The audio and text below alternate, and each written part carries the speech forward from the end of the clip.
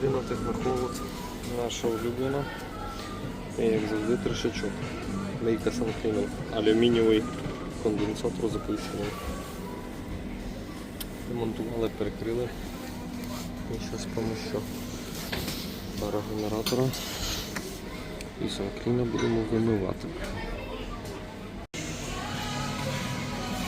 І ось перші два ряди промиті.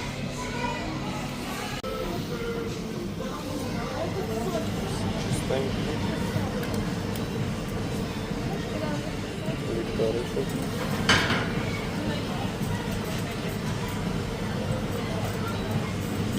Все як має бути. Температура знизу. Все чітенько. Всі проклеюють, втрати. Все набирає до половини. Еталонний тиск, все працює.